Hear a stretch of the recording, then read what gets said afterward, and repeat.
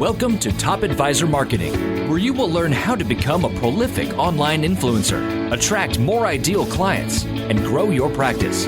Brought to you by Top Advisor Podcasting, a done-for-you podcasting solution built just for trusted advisors. And now, your co-hosts of Top Advisor Marketing, Kirk Lowe and Matt Halloran. Hello and welcome to another Top Advisor Marketing podcast. Today, we are going to do something that we do about every 3 to 6 months as we bring on one of our researchers and one of our social media team to talk to you about what is new. We have a saying here at Top Advisor Marketing called pleasing the algorithm. And we have a whole team of very, very smart people who are always looking at what changes have happened within the world of social media to make sure that we keep up to date, not just personally, but also for our clients. So Julia Ritchie is going to be talking to us today about that. She's one of our social media experts here at Top Advisor Marketing. And Julia, welcome to the show. Hi, thanks so much for having me. All right. Well, how about we start with Facebook and let's talk about some of the new things that have come out. Yeah, so it's funny that you talk about pleasing the algorithm, since I think here at Top Advisor, we do a lot to give Facebook what it wants in terms of its algorithm. But recently, they've been doing a lot of work on what they don't want to see. So they've updated their algorithm in the past few months to try and curb away that content that has gotten them in trouble in the past that, violates its guidelines. So before, they had a hard line where if you cross that by violating their community guidelines, once you cross the line, that's when they would stop promoting your posts. But now they've actually changed it so that the closer you get to that line, the less and less your post will be promoted. So that's with things like spreading misinformation, hate speech, violence, bullying, and clickbait, all of that stuff. It's now more important than ever to make sure that you're not even getting close to it, because the closer you are, the less your post will be seen. I would love to be able to dive in really deep and say, Julia, how do they do that exactly? But I think that's above both of our pay grades. That seems pretty crazy. Now but there's even more stuff when it comes to advertising. We struggle with this at Top Advisor Marketing. How often should we be boosting posts, promoting posts, creating ads? And they've made some changes with that too, right? Yeah, so just like with their algorithm, they really are trying to be proactive against what they call low quality content or low quality ads. So now more than ever, they're really trying to get ahead of it and either unapprove or reduce distribution of ads that are containing the kinds of things that spread misinformation or what they like to call fake news, or, so that kind of stuff that they're really taking action against is stuff like engagement bait, which is using language that's spammy or asking people to like, comment, and share your stuff, ads that withhold information to try and get people to click on the link to get the full story. So, clickbait, using sensationalized language or being misleading, all of that stuff. Again, they're not going to want to promote it. So you need to stay away from that. And if advertisers are getting flagged as low quality multiple times, then that could impact how much any of their advertisements are, how they're performing in the future, regardless of if they are actually following the rules or not. Now, do we, as a very compliance-focused organization, I'm assuming that we don't have to worry about that stuff as much, because any of that clickbait, spammy stuff would get eaten up by compliance, wouldn't it? Oh, yeah, for sure. Okay. Now, a lot of people post other people's stuff, and it seems that Facebook is continuing to look at other people's stuff. You want to explain to us what their third-party posting changes have been? Yeah, so a little while ago, Facebook started doing some third-party fact-checking when it comes to articles to make sure, again, that articles are good quality and providing information that's of value and is not spreading misinformation. So now that they've actually expanded that fact-checking process to not only include articles that are being posted, but they'll also be fact-checking photos and videos to try and weed out any false content that is fabricated, taken out of context, or making untrue claims. What about groups? Now, I know a lot of advisors want to be more involved with creating like a niche group. What's changed there? Yeah, well, groups is really, in terms of Facebook, for them, groups is where they want you to be, and groups is the new biggest thing, since they're really trying to advocate for more personal connection between users. That's where they see that happening. So they're really pushing for groups right now, and they've changed a few things over the past few months with how groups work. So one of the biggest things that has changed is the way that the invitation process works for groups. So before, anybody could invite their friends to join a group, and those friends would automatically be members and be added to the group without having to actually accept an invitation. So that resulted in a lot of members who are not actually interested in being in groups, who would never visit or engage. And so now Facebook has changed that process, and new users will actually have to accept an invite to be added into a group. And members of groups who have never visited that group or engaged in it will now be moved into an invited section, as opposed to still being standing members. So as a result, if you're a group admin, you might see a big drop in your membership numbers, and that's where that came from. That just happened to a friend of Top Advisor Marketing. She has a female focused group, Females in Finance, and in one day she lost like 300 members, and everybody was freaking out because they didn't really know what was going on. So that's really fascinating. All right, what else has happened within groups? So groups has also been adding in some new features to make it more attractive, with things like stories, which they call group stories. And stories has been, launching in every single corner of Facebook because it's a really popular feature. Some other things that are new is something called keyword alerts, which allows admins to have an easier time tracking conversations that happen in their group, so they can choose certain keywords to be notified whenever they're used. So that makes it a little easier for large groups to stay under control. And they also have a new mentorship program that they introduced recently, which allows group admins to pair up their users as mentor and mentee, and then they can be taken through a guided program where they're encouraged to connect with each other each week and have conversations. And that seems like a really interesting new feature, although right now it's only available in groups that are under the parenting, professional, and personal development categories. But if it's successful, it may be expanded in the future to more. Now, when it comes to our experience as a person and as a company that provides social media services for financial advisors, how are we seeing the differences between the changes in LinkedIn and the changes with Facebook? What are you seeing is getting the most traffic? I know this is kind of out of what we're talking about today, but that's just kind of a big picture question. You have more accounts than any of our other social media people here. So what are you seeing on Facebook first? Well, again, Facebook is more about fostering that connection and the conversation between users. So that's why they really like groups where things are more on a level playing field, as opposed to constantly talking at your audience as a person. You want to be connecting and having conversations and being relatable. Whereas LinkedIn, as people know, is much more professional and more based on professional connections and those types of conversations, where it's not so much, it is a community, but a different type of community that is very much focused around businesses, organizations, and professional roles. Okay, so that's a natural transition right into LinkedIn. So LinkedIn has also done some algorithmic changes. Let's talk about some of those new things that have happened there. Yeah, so LinkedIn was a little less specific with what exactly they changed with their algorithm.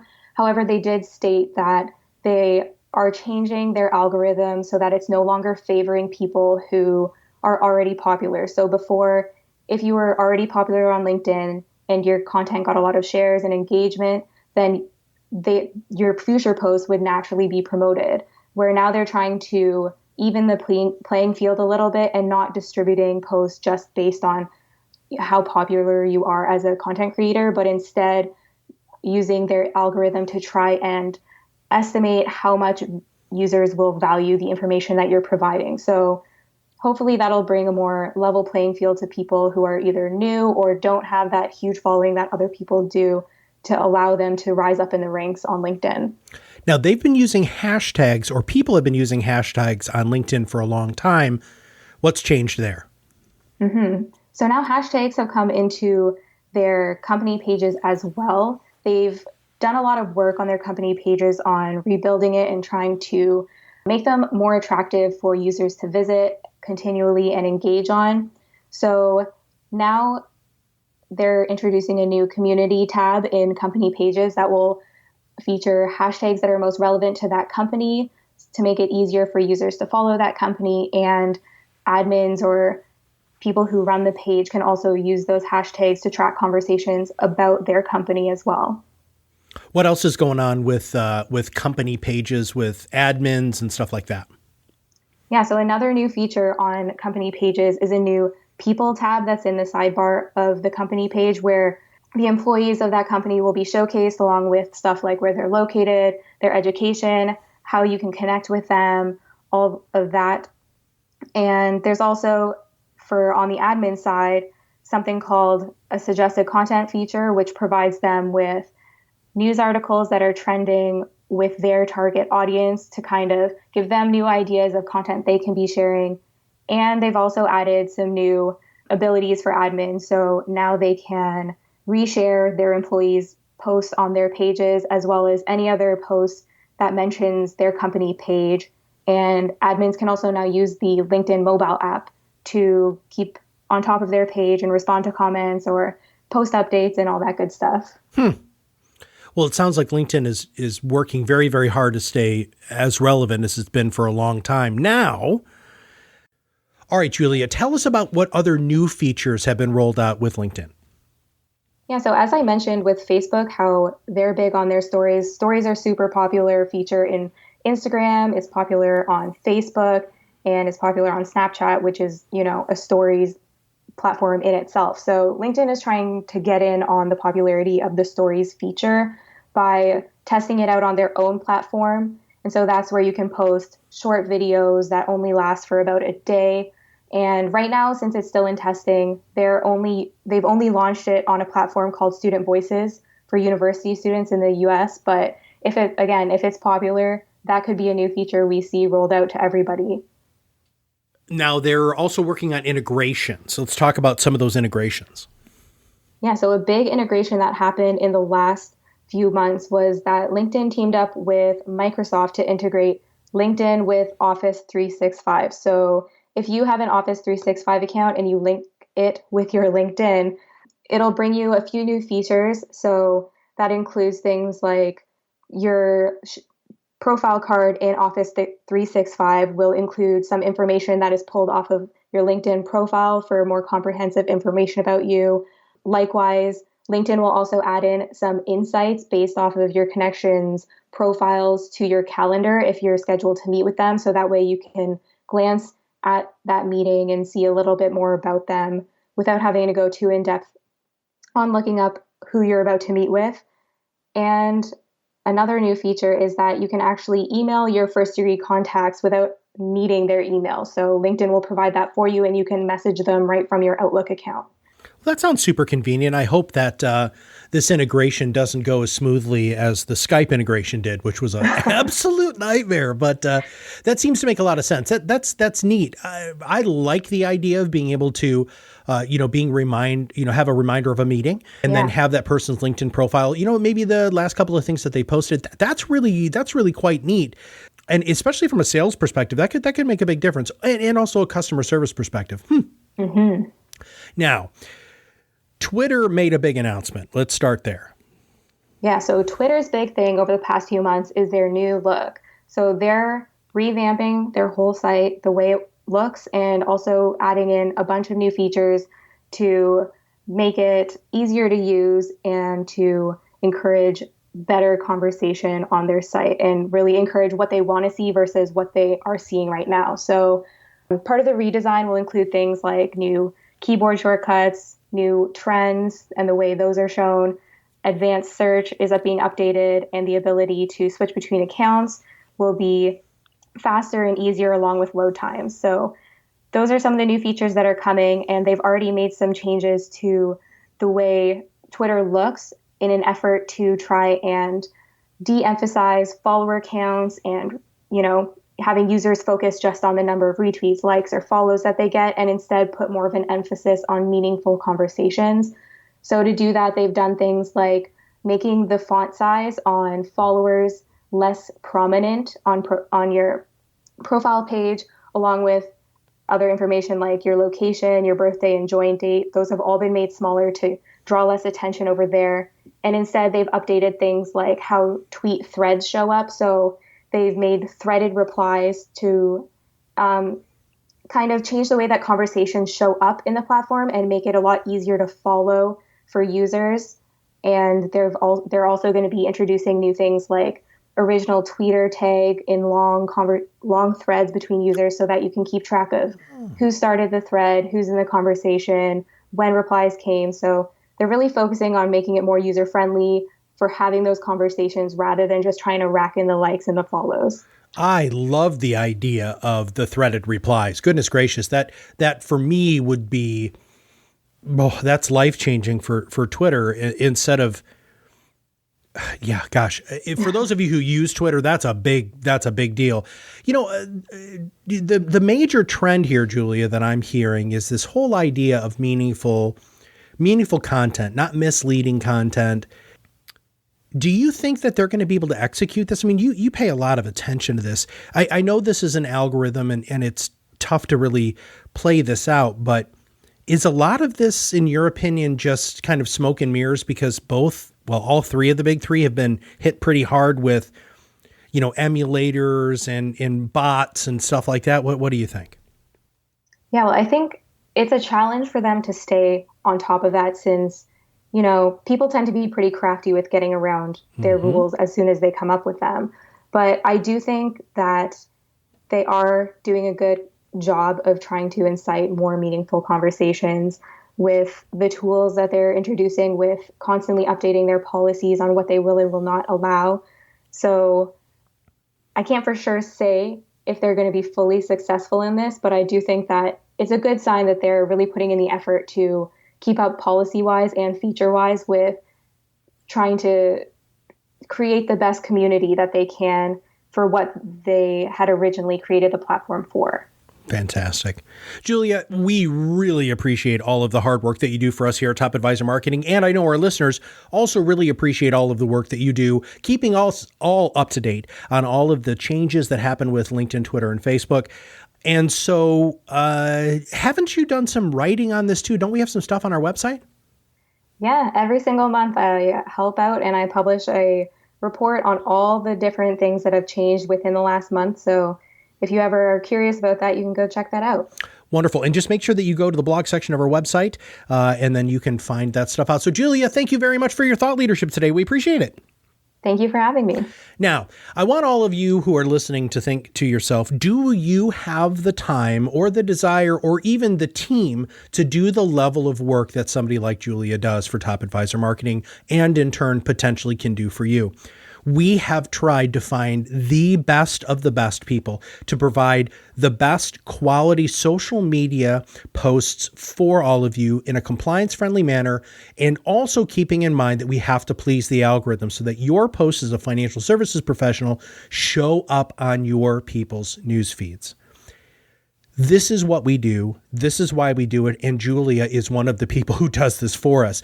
So think about that. If you truly want to get ahead on your social media, if you want to feel like you're making progress, then you should probably consider giving us a quick call at Top Advisor Marketing and find out a little bit more about who we are and what we do. Now, all of that information is in the show notes. You guys can just email us. You can just email me directly at matt@topadvisorm, as in Mike.com, and I'll be more than happy to answer any of your questions. But I've got four people who have their master's degree in digital journalism and communication, just like Julia, on the team to help you have the best social media experience you possibly can. So, and for everybody at Top Advisor Marketing, this is Matt Halloran, and we'll see you on the other side of the mic very soon. Are you ready to change the way you communicate with your clients? Are you tired of being the best kept secret in your area? Learn how to become a prolific online influencer, attract more ideal clients, and grow your business. Contact us today and see what the power of podcasting can do for your business. Click on the Contact Us link on our website at topadvisormarketing.com and set up a call to learn more. Follow us on LinkedIn and Facebook for more updates and information. This was brought to you by Iris.xyz, a platform helping financial professionals become better in business and life through new media and new voices. Visit them and learn more at Iris.xyz.